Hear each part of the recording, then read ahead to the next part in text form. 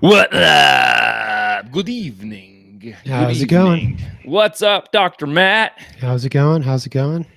Good. If you guys are just tuning in, Dr. Matt is our little blank box in there this evening. He's the secret host. That's right, secret host. We had some technology issues. It happens, and we never know why. But that's okay. Sounds like he's having a beverage. Yeah, and but we are still live. You can hear his voice. He will be here to discuss some cholesterol myths here in a little bit, which I'm actually curious about because I have certainly heard my fair share of cholesterol myths over the years. Sure. Silly things that we've been told not to do, even by my father, who I still to this day debate on certain things, and that's okay because we love Jeff. And actually, Dr. Matt and I had the privilege of playing golf with him this weekend, which was unbelievable. We had a nice time. It was a great time. I hadn't played golf in quite a while, which is sad because I used to be what I would call an avid golfer, as was Dr. Matt. And somehow I was avid as you were. But you were certainly more avid than you are at the moment. Very true. And somehow we've let that slip, but we're not going to continue to do that because, by golly, that was fun. Yeah, we like it. It's a fun game for sure. Fun game. You get out. You get to walk in the sun. Yeah. You get to hang out with people. The courses we played were gorgeous. They're down in the Castle Rock area, and it was just, I mean, the views were gorgeous. And I had played both of those courses that we played, but it's been a while. So super happy we got to do that. Appreciate the fact that Dr. Matt could come with me. That was super cool. Yeah, it's really fun. And we'll have to, we'll get some more golf outings out here soon, even the local areas. So I know lots of good golf locally. Oh man, there's plenty of summer left, plenty of golf left. We'll figure it out. Definitely. By the way, I am going to sneak out tomorrow morning if you want to go to the range. Just saying. Alrighty. Okay. I love it. Be there, be square, bruh. Yeah, so that was a good time. We definitely had many conversations. Actually, we talked a little bit about health. Again, with my father, who's over 70. He's getting up there. He doesn't look it, but he's getting up there. And I know. Well, that's because you're just joining. You didn't hear us. Dr. Matt is playing the role of Josh Answers tonight. You can't see his face. He's decided that he's trying to stay out of the limelight for a little bit. Right. That's right. Too famous. He's trying not to get censored, and then you know how it goes. He doesn't want people recognizing him. He's become that guy. Oh, so not even close, but he's going to the DL for just a little bit, and he's the black box that you see covering up part of my microphone arm. So just deal with it. All right. Just deal with it. He's here. You can hear him. Yeah. So yeah, we're going to talk a little bit about, I just did a video on Friday about lumber futures dropping like a rock, right? Getting sawed in half, you know what I mean? And with my predictions in place, I almost nailed it to the week, I think. Of when this was going to happen. I don't want to pat myself on the back, but I almost dialed in. I was about a week. It's about a week early, maybe 2 weeks. I'm trying to remember, but we've had a lot of interesting developments in financial markets over the last several months, but the last month of June was very interesting. The last few days have been telling. And like I was talking about before, I've been tracking lumber with gold futures and tracing that back with spikes in the VIX index. And the reason I've done that, the reason I'm doing it and have done it in the past is because, and it's not an end all tell all to what markets are going to do, but I'm obviously tracking lumber prices for the obvious reason of trying to figure out what's happening with my projects and how to bid things, home building in general. And then also, like I said, those three factors put together have been a telling sign for me in the overall prediction of what direction the markets are going. And I'm talking about not just the financial markets, but the real estate market. Yeah. And everybody keeps talking about crashes and bubbles and reversals and, rejections and all this stuff. And, all the meme stock stuff that's been happening, and what does that mean? And how is this happening? And what is the stock market doing? All these things, because people are still nervous. We've had a pandemic that's caused a lot of strife in financial markets. It's caused a lot of strife mentally. It's caused a lot of strife financially, and with personal, endeavors, and just everything. The last 18 months has been scary. We talk about, even this weekend, Dr. Matt and I talked about fear and being scared and all these things. And what is it? And when people say crash and bubble and all this stuff, not only they're scared for their health, but they're scared about their money. And we talk about this on the live stream all the time, and the relationship with money and the relationship with your health, and how you can prevent yourself from being scared and fearful and get out of that role and get back into just absorbing what's happening, move with the energy of the markets and with your health and your body and life in general, and not just live in this like corner, afraid to do anything. Yeah. So the reason I kind of talk about these three factors is because it really helps me kind of dictate movement, and being prepared is important. And we all do our thing to try and be prepared as much as we can. Some of us need to do more than others, but these are my indicators. It's not, like I said, an end all tell all, but they have been pretty true in a lot of ways. And like I said, I dialed this lumber reversal almost to the week or so. And tracking that with a lot of other things that are going on, including some of this meme stuff, which I did go and buy some more AMC today. Yeah, me too. Thank you for trying to shake out all the retail.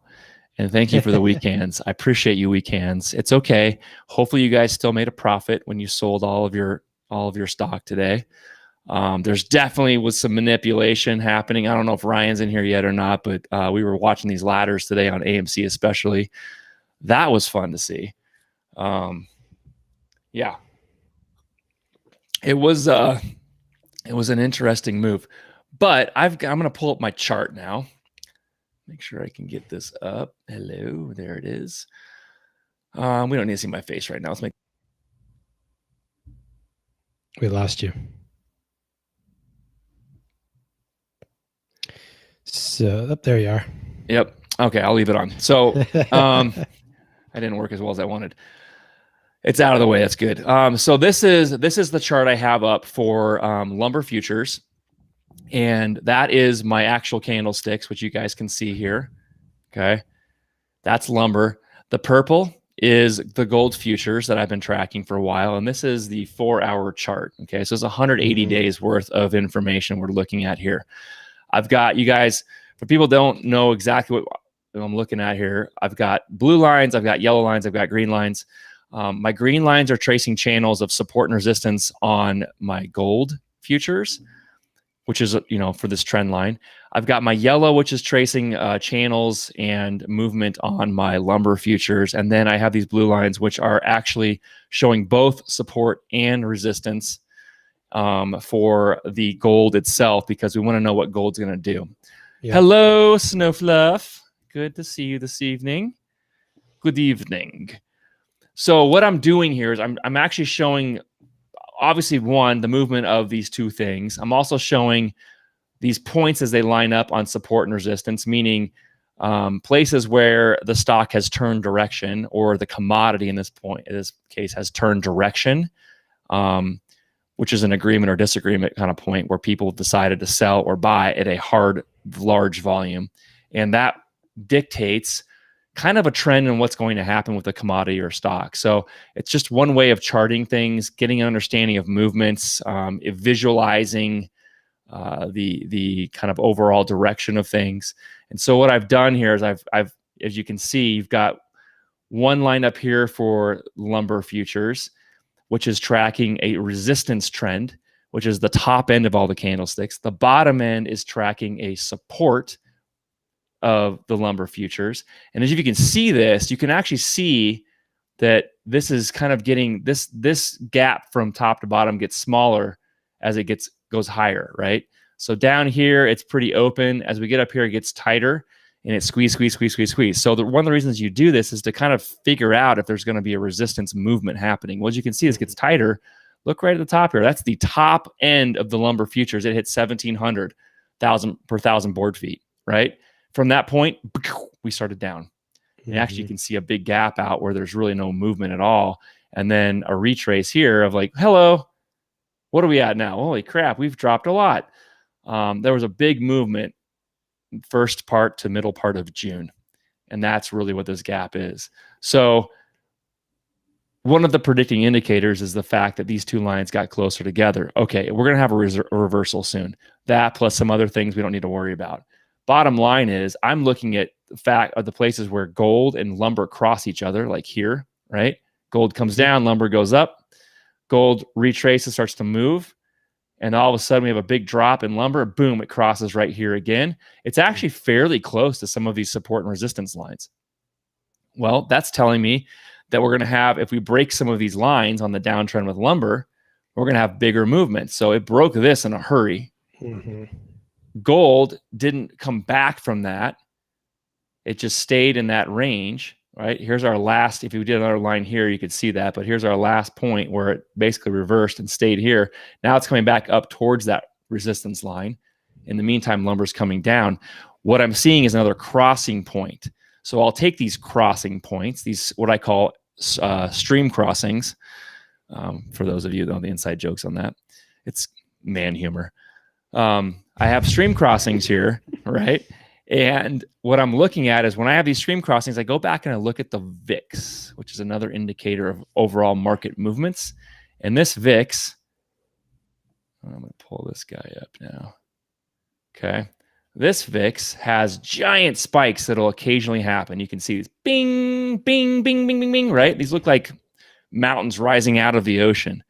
Well, I go back and I chart these spikes with the location of these stream crossings. And what that's telling me is if I get a spike at stream crossings, over the history of my charting in time, I tend to see what's going on with the overall market, meaning a severe up or down trend. I chart it for reversals in the market, downtrends like 2008, that whole equation. If you were to overlay that on 2008, you'd see giant spikes at these stream crossings. You see the reversal between these, and these is gap away. And all of a sudden, what did we have? We had a giant market catastrophe. Yep. Now, there's a ton of other factors that go involved with that. But the overall synopsis based on the three things that I was looking at showed me that we're going to have a nasty move in the market. We're going to have financial systems breaking down. We're going to have gap downs, like enormous 30, 40% gap downs. We're going to have a 30% bubble pop in the real estate market, which we'll talk about in just a second. But that's kind of why I'm using these indicators. That's why I've been doing these videos. Obviously, it's a hot topic. What up, Wolf? Thanks for stopping in, man. We're talking about lumber futures right now and the giant drop and what's going to happen. So that's why I use those three factors: lumber futures, gold futures, VIX with the spikes. I got to overlay my charts. It can get a little complicated. These can get a little messy if you're not careful with it. But what you're trying to do is track basically ceilings and floors of movements and then see which direction that's going to go, commodity or stock, and kind of stay ahead of it as much as you can. There's tons of things that get thrown into that, but this is a good way for me to kind of get a feel for what's going on. So that being said, part one of this is, for me and others that are out there, on the lumber prices is, well, when does that mean we're going to see a drop in actual lumber prices? I've got projects out right now, right, that we've paid a giant premium on lumber for a while, since February, really.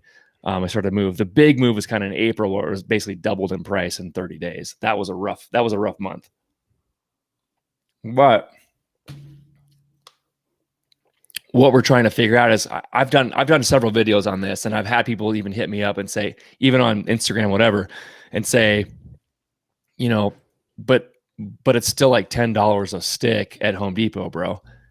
So you're telling me lumber futures have dropped that much, but I'm still paying a giant premium. It's still stupid prices. Well, you got to understand that even though lumber futures are coming down, you've got everybody down the line that's got to make adjustments. So the futures price, think about just in that term, it's a future number. Those big box stores and even the wholesalers have paid that future premium already. So now they've got to try and, they're for profit. They're going to try and capitalize on that, right?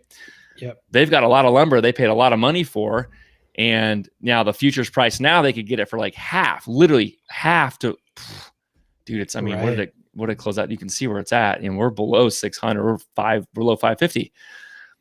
They didn't buy that lumber that's sitting in the store right now at that futures price. They bought it a lot higher. They bought it up here. They bought it up here, right? And everything in this big gap is where they've paid for it. So they have one of two choices, which a lot of them are going to do right now. And I'm talking about even people that are the DIYers and the people that are doing remodel, that stuff. They're talking about still $10, $11 a stick at Home Depot and Lowe's.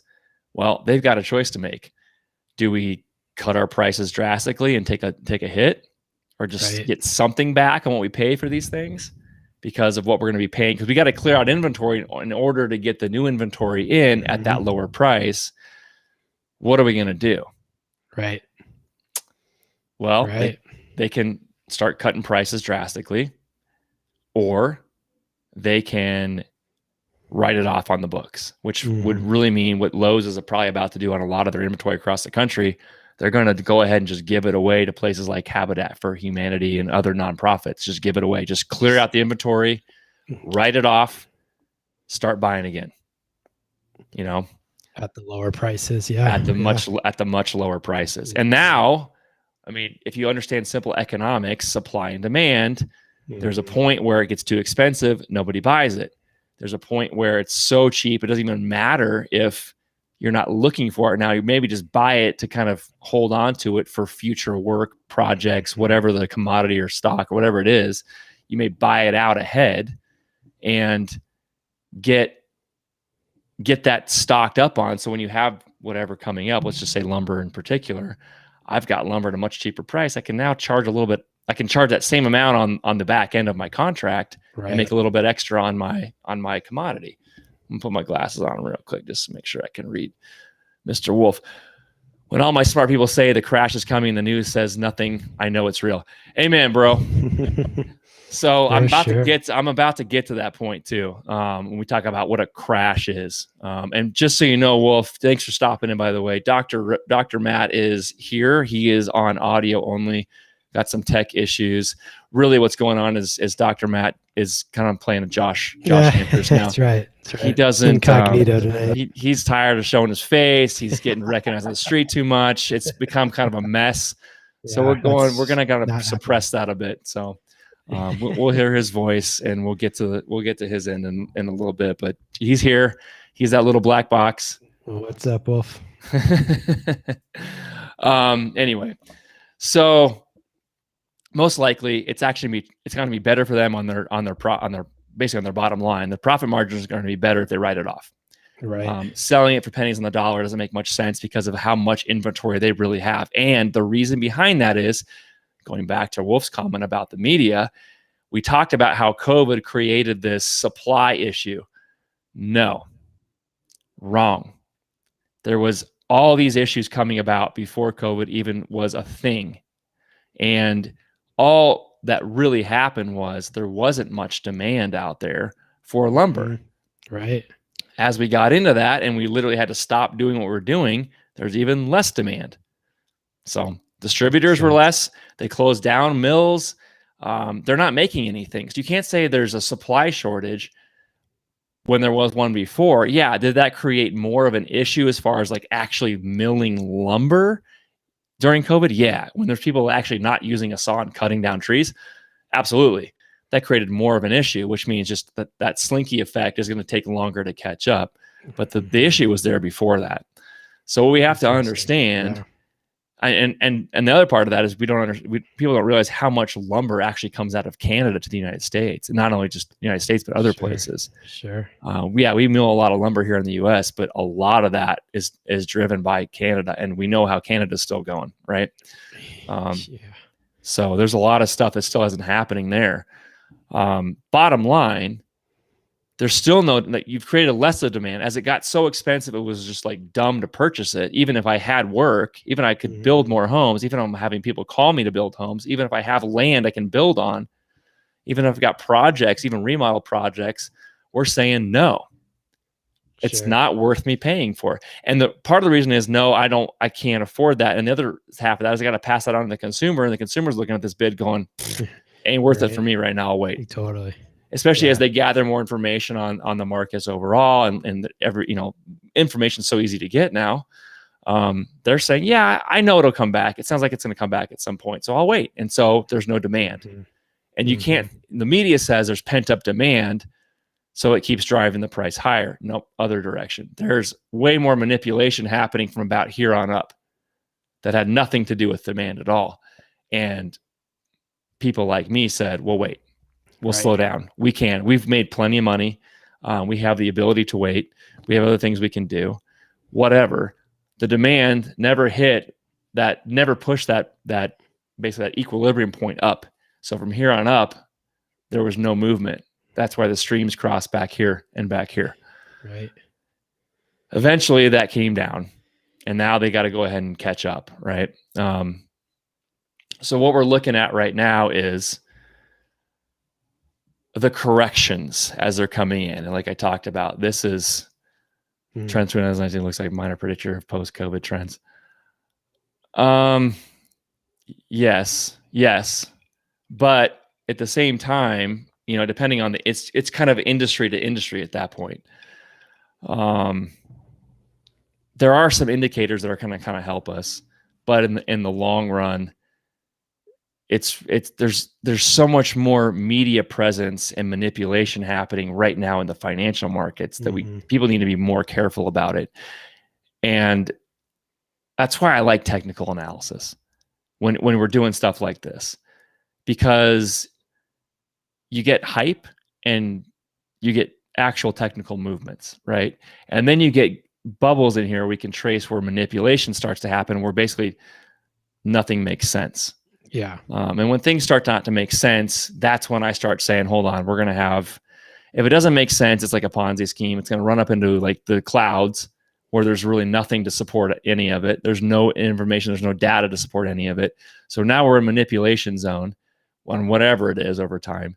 And that's where you have to start being careful and saying, I'm going to take less of a look at this and wait for the cloud to kind of dissipate and come back to what the analysis and the numbers truly say. And when we talk about kind of this crash that people are really predicting, and I'm predicting a big movement. I don't like the word crash, because crash to me dictates that we're going to have this momentum that swings in the utmost wrong direction and creates turmoil for people. The idea of weakness was already showing prior to COVID. Yes, exactly, Wolf. You're 100% right there. Yeah, the event covered up a lot of it with the convenience keys. Dude, here's another one you should go check out. Dr. Matt's read this too. Go read the book, Disaster, or The Shock Doctrine. Talks about disaster capitalism. Go read The Shock Doctrine. It will explain a lot of how markets have piggybacked off of events. Sometimes they've created them. Most of the time they've just been, oh, this is great. Now we take every opportunity. That's exactly what COVID was for a lot of this stuff. Yeah. The trends are already there. People like me that are in industries like real estate and building saw the trends. We didn't like the trends. We were already making moves based on the trends, if you're paying attention. And then all of a sudden we have COVID, and now we have an excuse to take advantage of those situations. That's what was going on. That's what's going on. Yeah, dude, you'll love that book. It's going to make you want to vomit, but you'll love it. Yeah. So when we talk about the crash, I don't like the word crash because crash means financial turmoil. What I am going to talk about is a giant correction in the market. And when we talk about correction in real estate in particular, if you think about what houses are selling for across the country over ask price. In fact, I was on stream with Stock Market Live today for a little bit, and he was talking about, Josh Answers was talking about, he gave a bid $200,000 over asking price on a house. Right. Now, a lot of that had to do with probably this woman or this man, I'm not sure who it was underpricing the home. But you think about a California market underpricing the home $200,000. Yeah, probably not. Probably not that much. Now, that's where we get into this big gap and correction. That's where we get into this manipulation zone. Give it to people. If someone's willing to pay that much over ask on any level, and it happens, then it happens. The problem is now it's set as a precedent or an appraised value, right? A comparable value to other homes. So then the next guy's like, Jesus, did you see what she sold that for?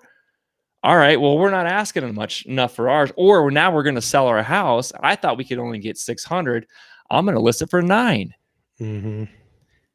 This is going to get to the point where we're going to hit this basically top end manipulated. We're in the manipulated bubble like we were with lumber futures, and people are going to start saying, which it has happened. Nah, wait, I'm good. Yeah, we'll wait. Even if they can make that much money in their home, they may, if someone's like, well, I can make so much more money on home, I'm going to sell it now. I'll just rent. I'm not going to worry about trying to get back into the market right now because it's a nightmare. I'm just going to rent. Well, you get to the point where no one's willing, that's trying to get back in the market. No one's willing to buy. So you're going to get into that fluff zone where it's going to top out. And we're getting really close to that. Right. We're getting really close to that. So the reversal of a 30 or 40%, people are calling it a crash. It's really not, because if you looked at the trend of comparable homes and appraised values and appreciation in general over the last 4 to 5 years, we're just in manipulation zone. Yeah, we're going to get back to that. Yeah. We're going to get back to that resistance that it broke through and we're just making shit up now. Totally. This is a giant reversal. That's a crash. If you want to, it just dumped, it just spewed. Yeah. It didn't, because this is the last point of actually escalated value. Yeah. Below this, we get back into, like, same thing with real estate. It's the same thing. You're going back into these zones, resistance and support. We're going to start watching when to get back in through the farce zone, back into this zone. Then we start watching what really happens, and we break the next trend. Then we can start talking about actual crashes. I don't know what would actually cause it at that point, other than massive inflation continuing, which in some level we're seeing that reduction happening with the types of things like lumber commodity. But once we get back to a place where we can actually justify buying things again, then we can start looking at this for a real value again. But that 30 to 4% move that people are going to call a crash, it's not a crash. It's a correction that needs to happen and will happen. And that's just understanding how values go. So if home buyers are all slow down on buying new builds, builders drop their prices to keep business running. No, they can't. That's why no one's buying lumber. That's what's happening. Builders weren't building. Again, contrary to popular belief, the actual housing starts, if you looked at them, dropped dramatically in the second quarter. I mean, like off a cliff dramatic. So when the media is like, real estate's on fire, we're building everywhere. No, we're not building everywhere. There's plenty of building happening still, but it's in certain markets. Million plus homes. If I'm building a house that's going to sell for 1.5 to 1.9 or more, I've got a buyer in certain markets here in Colorado. It's becoming very specific. Overall, no. The second quarter dropped off a cliff as far as home starts go. And existing inventory. Okay, that's a good question. So how does it affect existing inventory? Well, lumber in general, as far as futures, isn't affecting it, but the existing home inventory, as we talked about, the same trend as lumber futures went, we're going to top out. And that top out where people are like, I'm going to wait, that's going to be what changes it. Yeah. That's what's going to change the existing inventory, and it's going to slow down. More homes will go up on the market because more people think they can get that price. Right. Joe Schmo down the street just got 200K over ask. Well, I thought I could only get this. Now I'm going to sell it for that. I'm going to stick it on the market. That's going to trend out, just like lumber futures did. Where people say, I'm going to wait. It's just simple supply and demand, right? And it'll slow down. More supply will end up on the market. Less people are buying it. You can't sell it, so you got to drop the price. Eventually, you sell it for less. That manipulated zone comes back to a real number, which still was a 30% move over the last 5 years. Right. We're talking about double that. Now we start getting into a trend again, and then we start watching what happens with those markets. Gotcha. So that's why I watch all that stuff. Hopefully I didn't run on too much, but hopefully that makes sense. And that's what I'm going to start watching now that we're back in these zones. And that once lumber busts through this support line here, then game on. Now I want to really start watching because people start building houses again. Mm-hmm. So if it busts through that next support line, we can start having conversations about the C word. Until then, I ain't worried about that. Mm-hmm. We're just correcting which we needed to happen. I mean, ultimate manipulation. It's just the same thing as if AMC or GME just hella shorted, and we got to the point where they just ran out of liquidity, and people are knocking on the door. Yo, I'm ready to cash out on my stock. Oh, my bad. Citadel has it. Hold on. Yeah. Exactly. Yo, you got to buy those stocks back. Sorry, we got to get our paper back. This guy's ready to sell. Anyway, that's kind of what's going on in this kind of what I call this is what I call a bubble. The bubble is the manipulated cloud zone. We're through the stratosphere at this point. We will come back, and that comeback is not a crash. That's a real correction. Yeah. So don't panic when that happens. Panic when we get through these next two trend lines, then we got a problem. And I'm not talking about just lumber. I'm talking about these will line up if you chart on other stuff with a lot of other commodities. Yeah. And then you got to pay attention to inflation with interest rates. So that's where we're going to be. Keep watching that. Lots of moving pieces. There are a lot of moving pieces, especially with all the nuances of this, what I call the new market, the F-boy market. Just throw money at till it sticks kind of thing. So it's been a lot of fun, but I want to emphasize that this giant correction we're going to get is not a crash. Yeah. So that in mind, if you're in the market for real estate, well, just kind of keep an eye on it right now. Yeah. Depending on your market, I mean, if you can qualify, just like I always say, be hesitant a little bit, but be wary of what you're paying. And just understand that it's going to reverse a little bit. That's right. That is right, Wolf. It is. I'm loving it as well. Hey, you can make money in any market. This one in particular, you just make money a lot faster. Mm-hmm. You can also lose money a lot faster, though, too. It's usually the way that works. Yeah. I mean, giant volatility moves. Right. Anyway, there you go. I'm going to keep putting these videos out too, but you guys got questions, let me know. It's going to be fun to watch now that we're back in the zone. I'm actually kind of surprised I nailed that to the T like close that. As you did, yeah. Yeah, it's kind of surprising, but it's an awakening. Like, oh, here we are. Okay, let's figure this out. Right. So yeah, should be interesting for sure. Cool, man. For sure. Thanks for showing us what you've been doing. It's good. Yeah. Yeah. Fascinating. There we are. Stuff. Yeah. Well, like I said, Dr. Matt is on audio. Sorry, guys. Black box. It's all good, but Stupid webcam won't turn on for some reason with this program tonight. So no, it probably has COVID. Yeah, likely. Most likely. It's most logical answer to everything. So, well, Dr. Matt, fill us in on what you're talking about tonight. Like I said, I'm super excited because of all the misnomers that are around this subject, and maybe we can kind of put some of these myths to bed. Yeah, well, I wanted to talk a little bit about cholesterol tonight and kind of give a more of a kind of naturopathic, kind of holistic conversation about it, and just kind of, hopefully bust a few myths about cholesterol, kind of create a little more understanding about what cholesterol is, what it does, and then kind of talk a little more detail about how to actually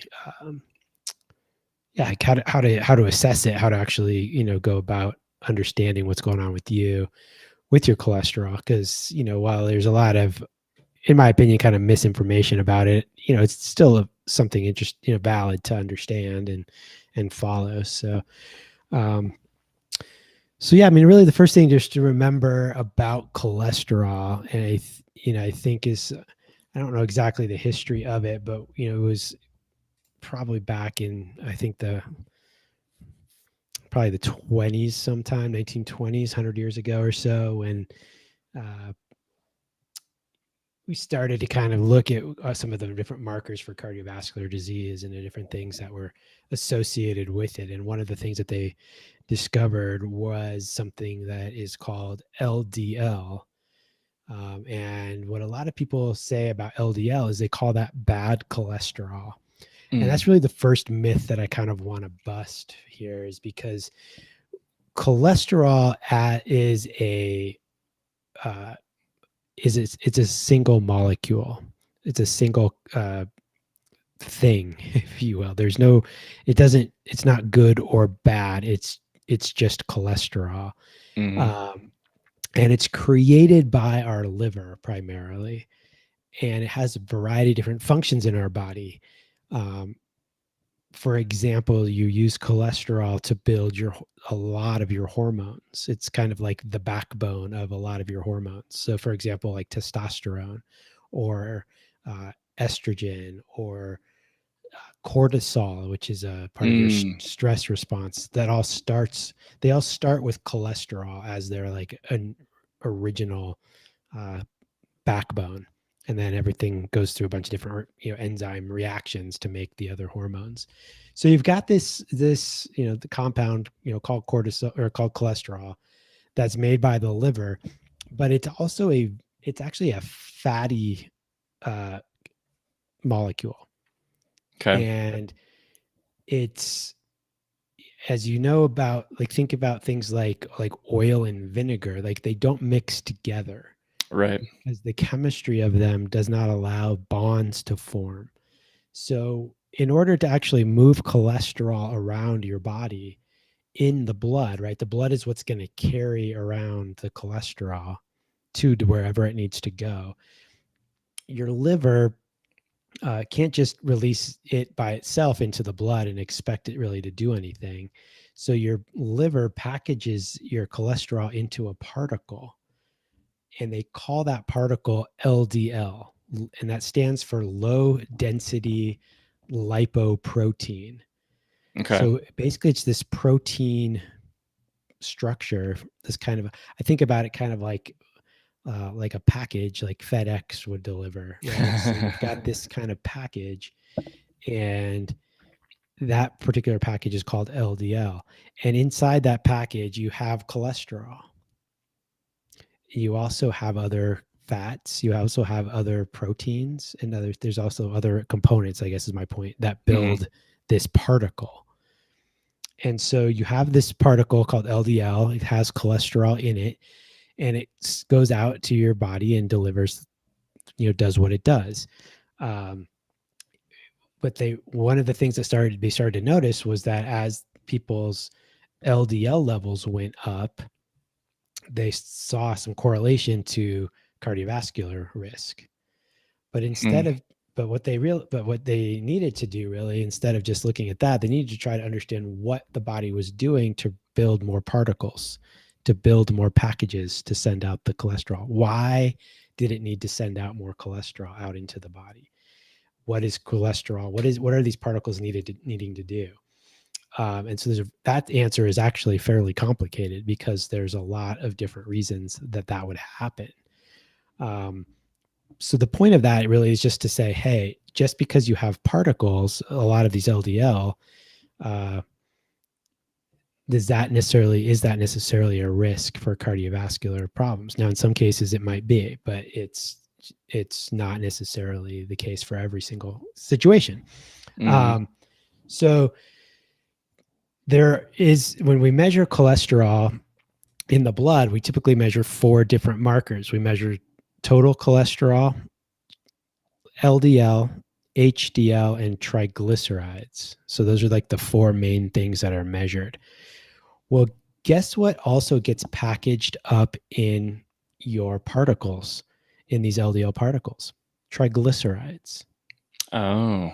So as triglycerides go up in the body, you actually start, most of the time, not all the time, but most of the time, you start making more particles.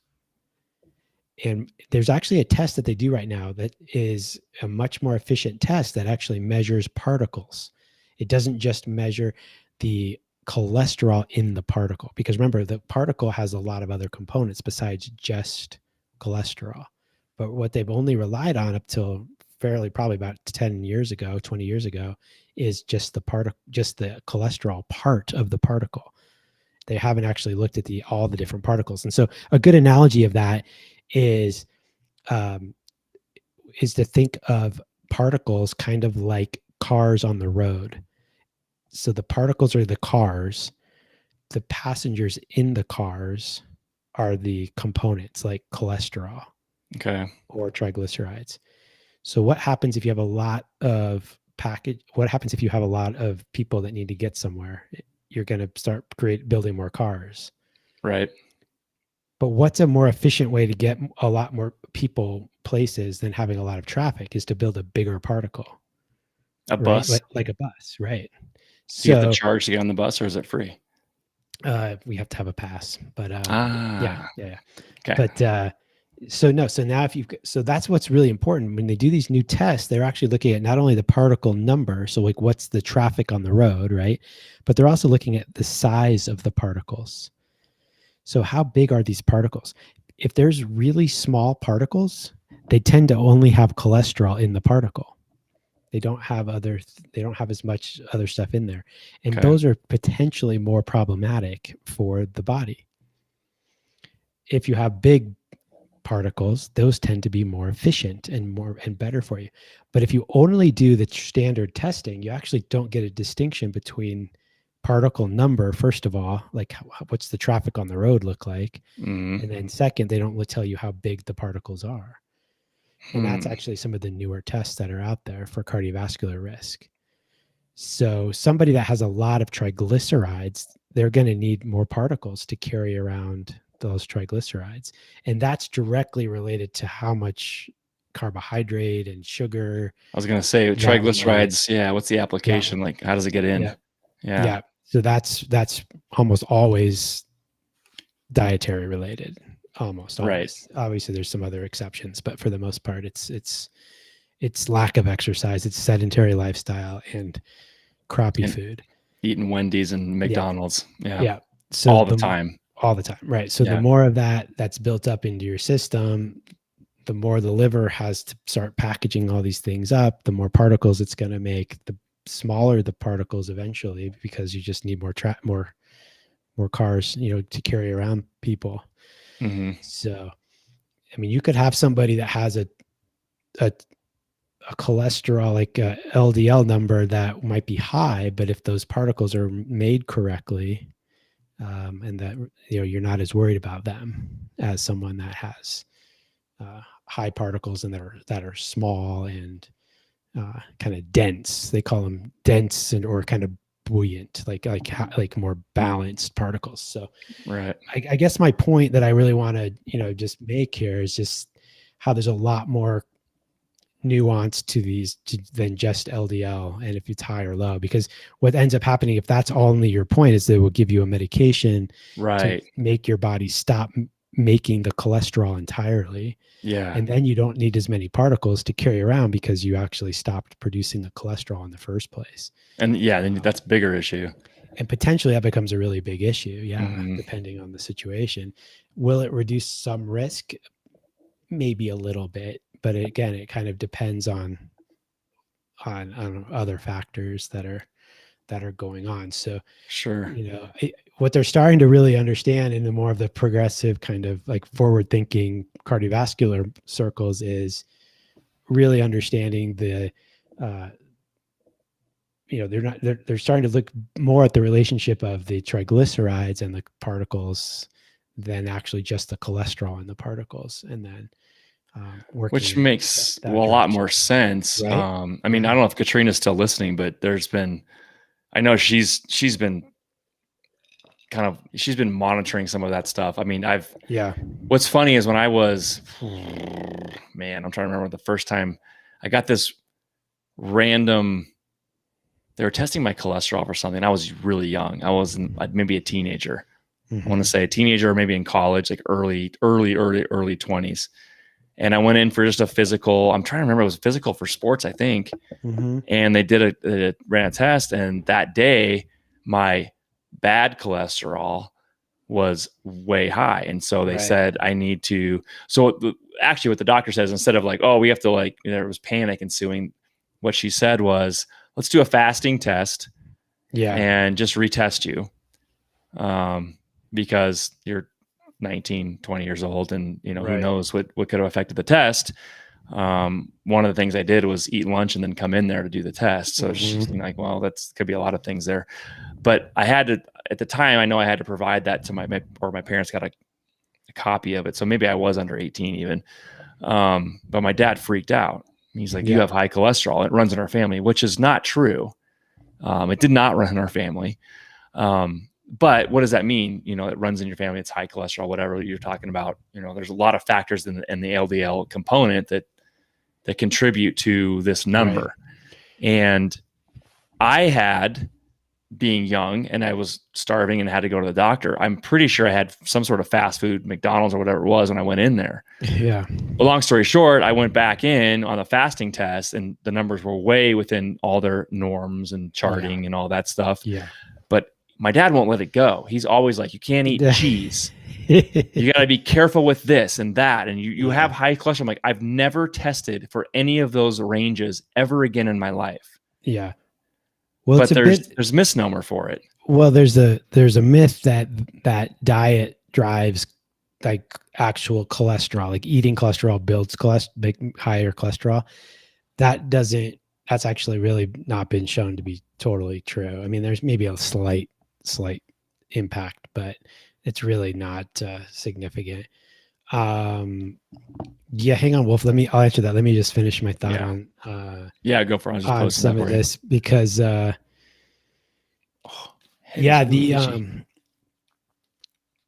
funny about the standard testing that's done. So you have in the blood, they measure the total cholesterol, the triglycerides, and the HDL. And then there's a math problem. There's this formula that they plug all those three numbers into, and that drives your LDL. They call it LDL-C, or it's a calculated LDL.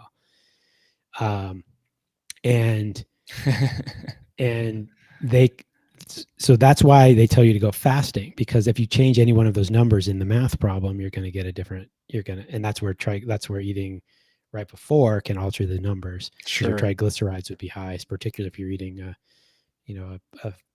foods in high saturated fat, high carbohydrate, and other oils and things like that, like some of the vegetable oils that fry things in and stuff like that. But now they actually have tests that are direct measurements of LDL, so they don't actually need to do a calculation. They can actually measure it, and then they can measure the size and the particle number and all of that. So I highly recommend that as a screen, as opposed to just standard lipid panels. it's just so much more useful. You just get a lot more information. Yeah. You know, and again, because, you know, I have like one woman, for example, that I work with that has high cholesterol, but all the other markers that we've looked at, and we've done a bunch of different assessments on her, she doesn't have any of them, and her triglycerides are like super good. And so I'm not that worried about it for her. So so how do you broach that topic with a friend who his main cholesterol has given cholesterol meds and he's going to get stuck on that? Yeah. Just, I mean, people have got to educate themselves about what cholesterol does in the body, why it's important. You know, statistics, you know, a lot of cardiologists are really resigned that their patients will not make lifestyle changes. And I've talked to quite a few that have said that. And because of that, they basically just know that if they can use some of these meds to lower some of these numbers, then their certain risks are lower, which is all statistics, right? And so they're like, oh, well, if I can get cholesterol to this level, then that's a 7% less likelihood of a problem or whatever. And I think, so they're just working off of that, and they're just resigned that nobody's going to make the lifestyle changes that are necessary, which is just unfortunate. And I mean, it takes something, you know, it takes exploring other options. It takes changing a lot of lifestyle aspects to really understand that. But yeah, I mean, cholesterol lowering is, I mean, there's plenty of people that have normal cholesterol on lab tests that still have cardiovascular disease and still have heart attacks. I mean, I think they estimate that of all the heart attacks, like 50% of them have normal cholesterol. What we would consider to be normal, all the different markers. So, I mean, it just tells you that it's not the only component to heart disease, you know, and other things. I mean, it does it contribute, of course. I mean, I think there's some aspects to it that are there that are significant, but it's not the only thing. And unfortunately, it's kind of become the only thing. And people are put on these meds that I think they're just not always necessary. And they can affect your hormones. And when you start dropping, you know, cholesterol, you can potentially not make as much, you know, testosterone, for example, or other things. So anyway, it's a fairly complicated situation, and you have to try to look at it as holistically as possible. And unfortunately, I don't think a lot of cardiologists do that, and a lot of GPs definitely don't do that. You know, they'll just run real basic labs, and then if you see these numbers and then start treating people. And I think that's just unfortunate, because you can really there's a lot of lifestyle things that are necessary that can turn this stuff around, and you don't need the meds.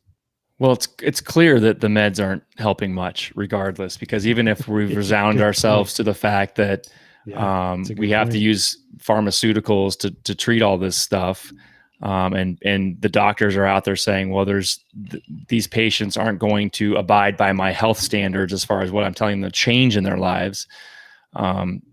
Either way, it's not working, because the number one killer again last year was heart disease. Heart disease. Yep. It's not even close. When people talk about all the other things that came up, it's not even close in this country. Yeah, we are so badly unhealthy. And it's been that way for a long time. It's always the number one killer. Yeah. Since I think since at least the 30s, you know, when they started really keeping track of all the last 30 years, though, if you look at that trend, it's but the last 30 years, it's not even close. Like it's night and day. Yeah.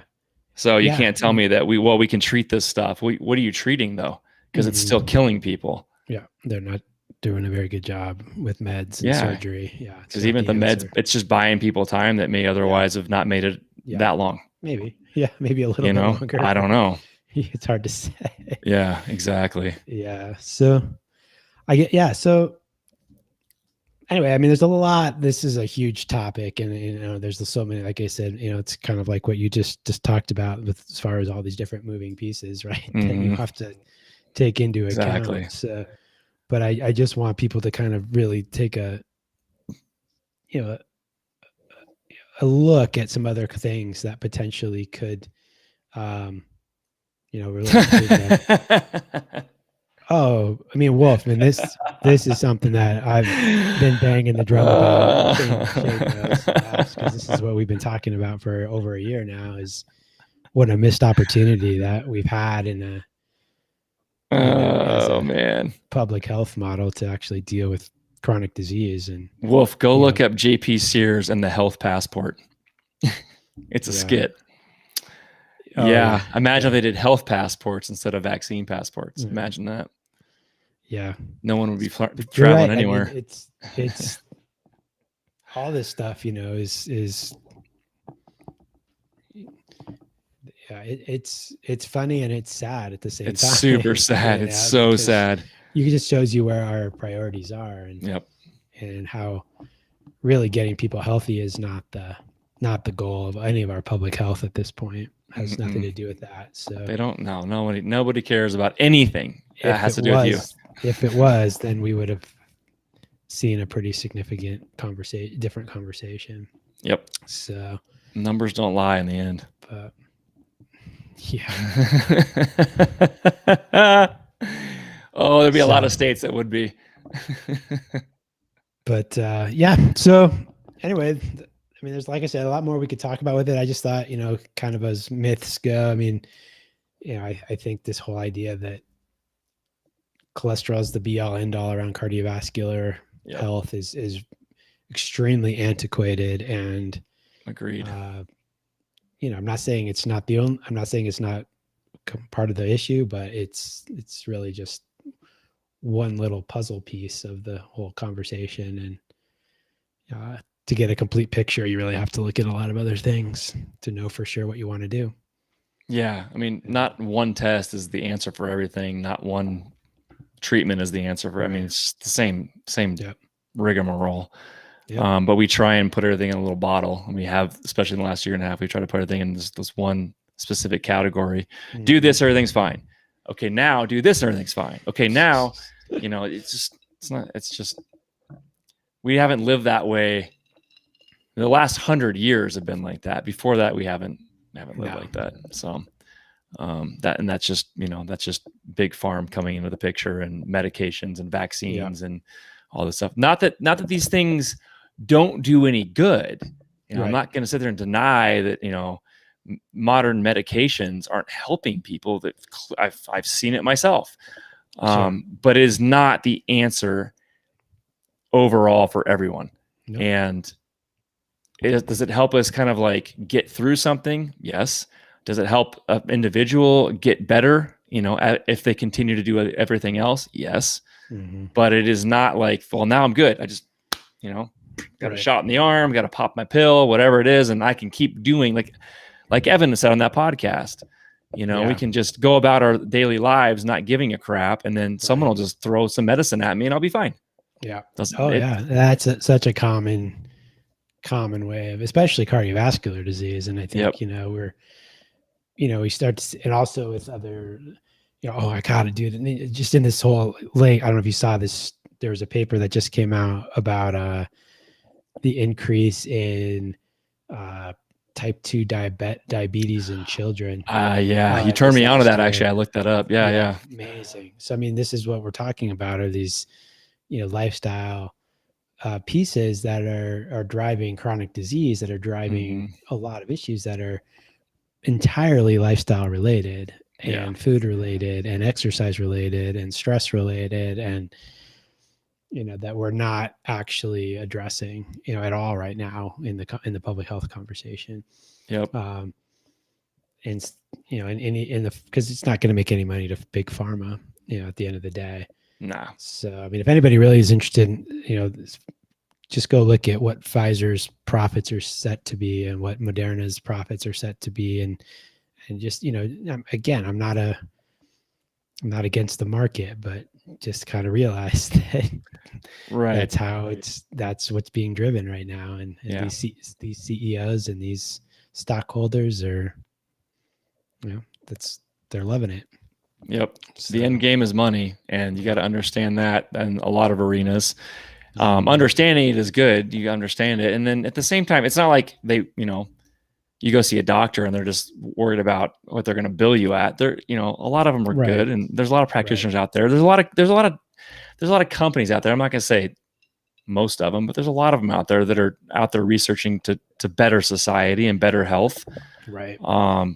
But just like everybody else, they got to put food on the table too. And the more money they make, the harder it is to turn them down. So keep that in mind. Yeah, that's right. So yeah, just don't,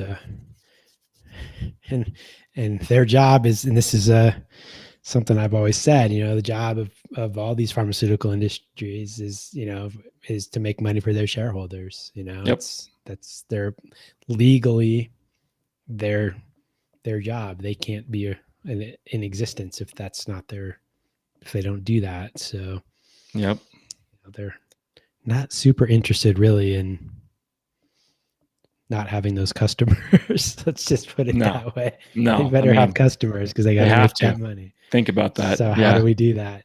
If they're not giving you, if not administering medications, what are they doing? Yep. Yeah. Slippery slope. Exactly. So. Yep. Well, cool, man. That was, again, I appreciate the topic. That's some information. I didn't really understand, I've had that explained to me before, but I never really understood exactly what's going into those tests. Yeah, it's a little tricky. I often have to go back and kind of look at some of it again too, periodically, just to kind of remind myself of all the little nuances about it. So yeah, I can imagine for the general public, it's confusing. It's very confusing. So and not understanding what we're being told. Yeah, and that's why I like the analogy of the traffic and the cars, and trying to. No, that made total sense. Minimize the traffic and make more efficient traffic, and basically just about building health and not just blowing up the cars before they get out. Yep, exactly. Cool. Well, we'll give you guys some homework. Appreciate everybody listening in this evening on the Building Wealth and Health live stream. Thanks for stopping in. We enjoyed another one, and we'll be back next week, Wednesday, 5 p.m. Mountain Daylight Time. Homework for me to you guys is this week, go out and take notes of prices of things. Keep track of things that you're paying for: gas, food, commodities like shoes, clothes. Just even if it's just keeping receipts, keep track of that. Make a folder, start a folder of that stuff. And then the stuff that you buy the most, just kind of watch what happens with prices in the next 4 to 6 months. That'll be another indicator of you of really what's going to start sliding which direction. And it'll give you a good idea of what inflation is really going to do and which direction you need to go and what to do with your money. So it's something to keep in mind, but it's a little science social experiment. Keep track of the receipts that you spend, you buy the most. Starbucks.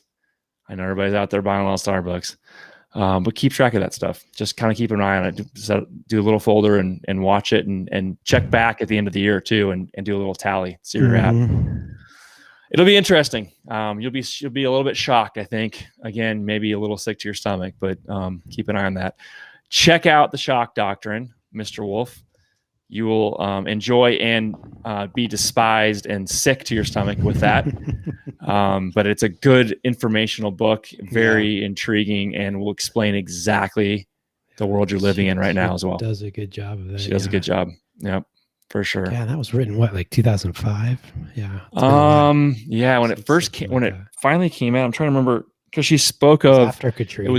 It's after Hurricane Katrina. Yes, it was before Obama got elected. So yeah. Yep. So I think 5 or 6. Yeah. Yeah, I think you're right. Crazy. Yeah. Crazy. Yep. All right, Dr. Matt, what's your homework? What are we doing? Yeah, what are we doing?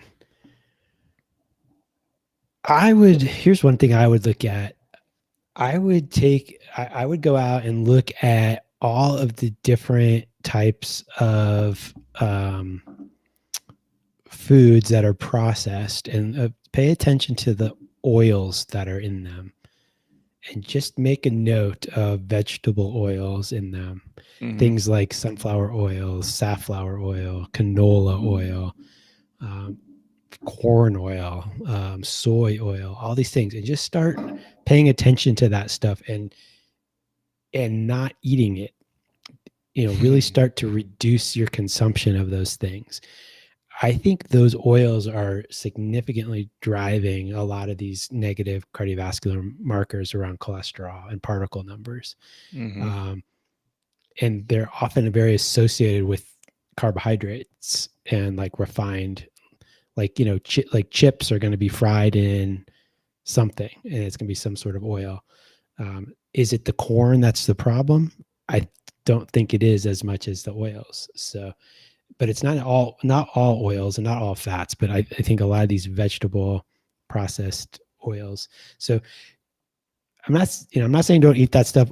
Well, I am saying that, but if you're going to eat it, pay attention, just check it out, see what you think. Just sort of notice what's in processed foods, notice what's in those foods. And then, because those are that's modern chemistry right there. Those were not things that our ancestors ever consumed. We didn't have the technology to make them. So anyway, just a thought. Yeah. Label read that stuff for sure. You'll find better alternatives. Yeah. Yep. Well, cool. Another good one. I appreciate it, man. Yeah. Sorry we couldn't see your pretty face, but we'll get that figured out. I did my hair and everything. So man, that's unfortunate. That's unfortunate. McDonald's. Yep. Well, that's that's what I'm talking about. All those fried foods, man, that's those oils. I don't even know what they used to fry their stuff in. Vegetable oil of some sort. Yeah, peanut oil they claim sometimes, but that's not true.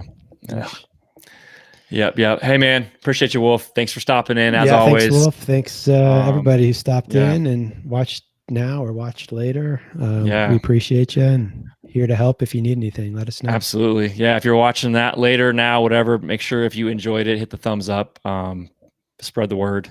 Hit the subscribe button. If you hadn't hit that bell, it'll let you know when we go live and other videos. Check out Dr. Matt. Yeah.